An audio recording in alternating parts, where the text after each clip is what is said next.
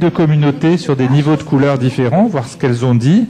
Vous avez ici les différents niveaux de discours, les marques, le nombre de citations par marque des différents acteurs.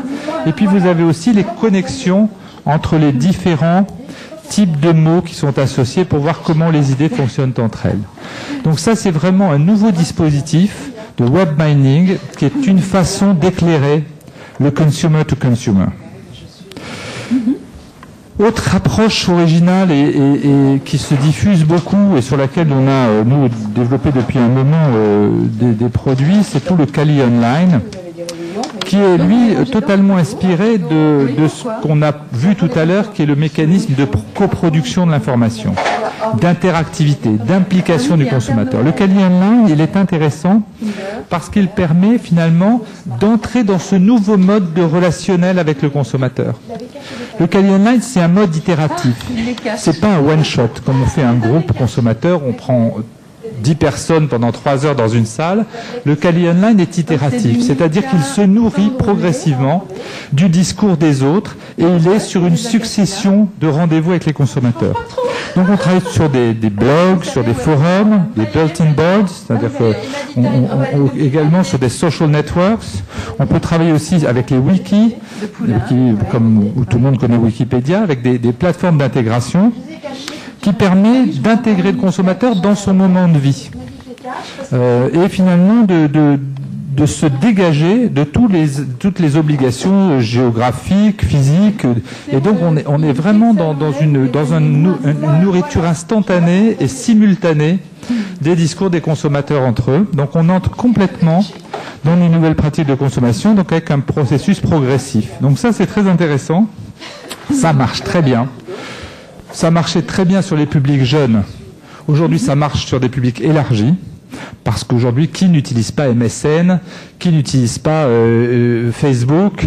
Donc c'est vrai que les gens sont rentrés dans ce mode relationnel. En tout cas, sur les publics qu'on interroge le plus souvent, ça marche bien. Juste pour vous montrer quelques illustrations. Là, on est sur un protocole de Kali Online. Donc vous avez là les animateurs, la personne de chez le client, et on a 3 personnes de l'IFOP qui sont face au groupe online, qui finalement communiquent avec la possibilité d'avoir la caméra, donc ça rend beaucoup plus visuel l'échange, donc c'est très positif, donc ça demande un petit peu d'équipement technologique, mais pas grand-chose. Vous avez là, par exemple, on le voit pas très bien, mais c'est l'évaluation d'une communication pour une marque que vous avez reconnu, qui est Fructis, pour voir comment est-ce qu'effectivement on juge la communication avec du Kali Online. Et vous avez ici un 3e protocole qui est Numerilab, dont je vous ai parlé tout à l'heure, où on demandait finalement aux personnes interrogées de nous décrire leur comportement et leur pratique d'utilisation du numérique. Et là, effectivement, c'est intéressant, notamment dans des éléments de pratiques un peu innovantes, c'est de voir comment les pratiques des uns sont interprétées par les autres et comment finalement les nouveaux comportements d'utilisation de nouvelles technologies peuvent nourrir d'autres utilisateurs. Qu'est-ce qu'ils en pensent, comment ils réagissent. Donc on est vraiment dans un process itératif. Donc le Kali Online, il est totalement adapté à ces nouveaux consommateurs qu'on a vus précédemment et également à ces nouvelles attentes de nos clients. 4e, la connexion aux communautés. Alors ça, c'est vraiment quelque chose qui est aujourd'hui, je pense, décisif. On est de plus en plus dans des études qui devront comprendre les communautés au-delà des individus moyens. L'individu moyen n'existe plus, c'est ce que je disais tout à l'heure. On est plutôt dans des individus communautaires. Donc il faut arriver à comprendre les communautés. Et là, on est au croisement entre ce que j'ai décrit tout à l'heure, c'est-à-dire l'immersion, l'intelligence et l'influence, et la coproduction. Donc on est vraiment au croisement de ces deux grands registres. Et on va travailler sur une connexion, une investigation basée sur les affinités, les groupes affinitaires, en les écoutant, les observant, et en se connectant soit à des communautés existantes, et là il suffit de les connaître, soit en créant des communautés dédiées. Donc il y a 2 façons d'approcher l'affinité communautaire. Je vais vous montrer quelques exemples. Donc là, alors je ne vais pas rentrer, un exemple est pour, c'est un exemple qui est sur Coca-Cola où effectivement il y a ce qui a été le Coca-Cola Hurts Animals et Bring Back Real Coke Classic as a Premium Coke. Donc ça, c'est 2 communautés sur Facebook qu'on a repérées, donc on pourrait le faire pour des marques, et aller regarder dans ces communautés, être même membre de ces communautés, pour arriver à rebondir, comprendre, dialoguer. Donc on rentre dans des communautés, on les suit, donc il faut les identifier. Donc c'est vrai qu'il faut qu'on ait en interne des personnes capables de rentrer dans ces dispositifs communautaires.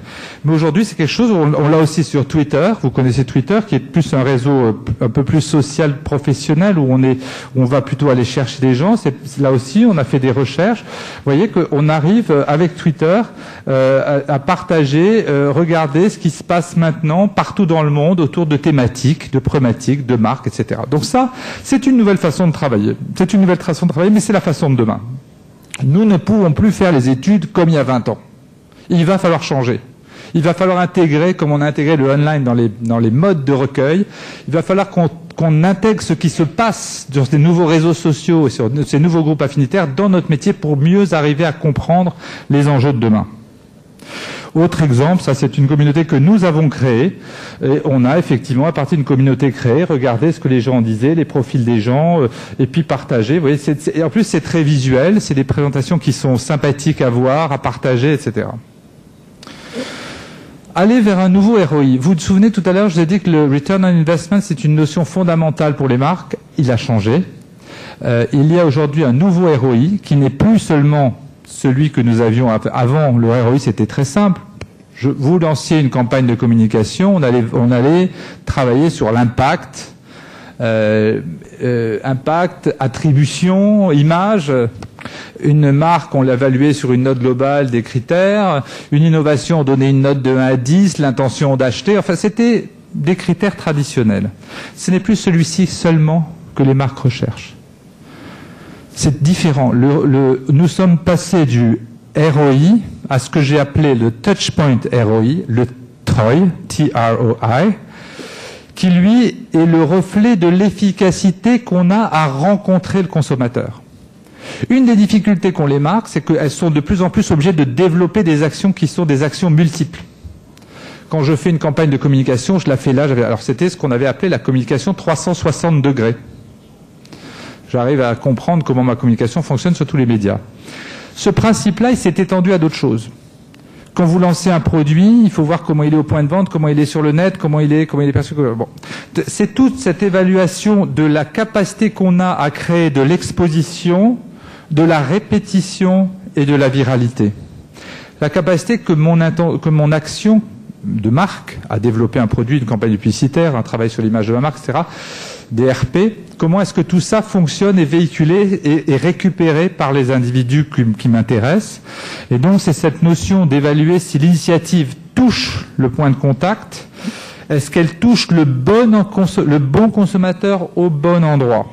Et là, les nouvelles indications, les nouveaux indicateurs de performance, c'est j'ai été vu, j'ai été aimé, pas aimé, j'ai des fans, j'ai été partagé, c'est-à-dire qu'on a diffusé, parce que c'est comme ça que ça se passe.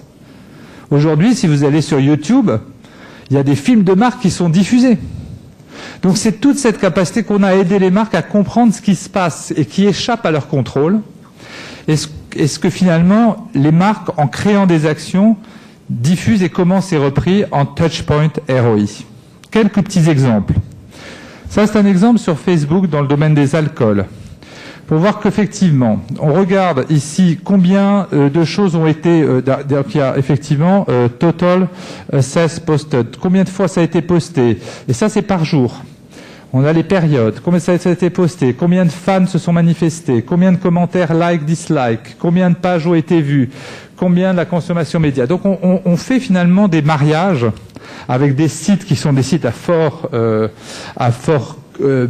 taux de fréquentation, et on va voir comment sur ces sites-là, les initiatives sont repérées, commentées, appréciées, transmises. C'est une nouvelle ouverture formidable pour nous, ces outils-là.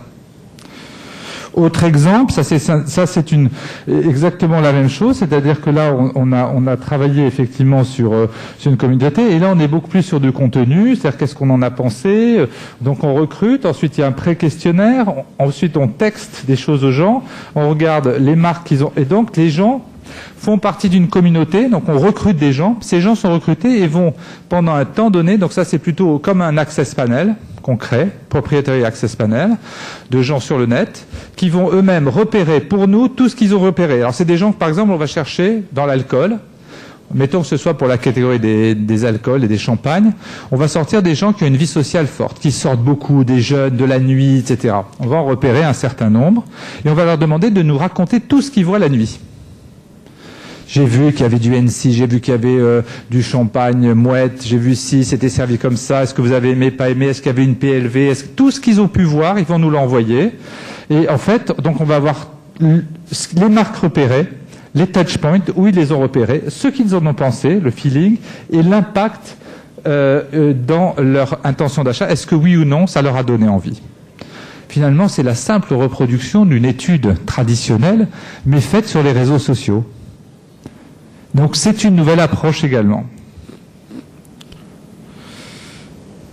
Pour terminer, avant de conclure, c'est le dernier point, c'est plus rapide, c'est faire des résultats à un moment de communication, parce que je pense que ça c'est important aussi, c'est aider les marques à constituer un matériel, un support et des formats de présentation adaptés. On travaille beaucoup à l'IFOP sur ces problèmes de restitution. C'est tout ce qui va permettre effectivement d'aider à la communication, au partage et à la démonstration du résultat. Et donc, c'est ce que je disais, les études deviennent un outil de communication. Et il faut effectivement aider les entreprises dans des formats, alors soit de communication interne, c'est de plus en plus important. De plus en plus, on nous demande d'avoir des formats courts, très très impactants, qui sont diffusés à l'interne. On a également des notions d'avoir des études qui vont servir à convaincre. Vous avez vu que de plus en plus, il y a dans des études des questions qui sont reprises pour les consommateurs. Également, des études qui sont tournées vers les opinion leaders et les médias. On fait de plus en plus de présentations dans lesquelles une partie des résultats sont communiqués aux médias sous forme de conférences de presse. Et cet accompagnement-là, aujourd'hui, il fait partie de notre métier. On doit être des communicants. Alors en conclusion, ce que j'aurais envie de dire, c'est que, vous l'avez compris, les études d'avant, le modèle a changé. Ça ne veut pas dire que ça ne remet pas en cause le métier que nous faisons au quotidien. On continuera à faire des uses and attitudes, on continuera à faire des études d'image, on continuera à faire des tests de produits dans l'innovation, mais on ne pourra plus les faire uniquement comme avant. Notre métier doit et va évoluer parce que sinon, nous serons face au danger des petits acteurs qui sont des acteurs spécialisés sur le net, qui ont des petits modèles, qui vont venir faire notre métier et nous enlever le cœur de ce que nous savons faire, c'est-à-dire interroger les consommateurs et les individus. Il faut absolument qu'on défende notre métier, qui est le métier de la compétence dans la compréhension des phénomènes de consommation et de vie des populations que l'on observe. C'est pour ça que c'est un petit peu une alerte. Hein. Et j'ai conclu avec quelque chose finalement qui reste dans notre métier, c'est que les solutions d'études sont en train d'évoluer dans leur finalement définition. On est passé de grandes études typologiques, de compréhension des grands phénomènes, de segmentation, etc., vers des études qui vont travailler sur les communautés. Deuxième grand changement, c'est que nous sommes passés, et nous allons continuer à devoir travailler sur la capacité qu'on aura à être sur le simple déclaratif pour aller vers l'expérience, qui intègre la déclaration, mais qui intègre l'expérience. Que nous sommes, et que notre métier passera de l'évaluation, hein, finalement du test de proposition, à la capacité qu'on va avoir de faire co-créer et de benchmarker des propositions, c'est-à-dire qu'on voit bien que notre rôle est en train de changer, là aussi. Et puis, finalement, d'une mesure d'efficacité globale à une mesure du touchpoint ROI, et c'est là-dessus que nous devons travailler. Donc, le champ est large. Merci beaucoup de votre attention et j'étais très heureux de partager ces moments avec vous.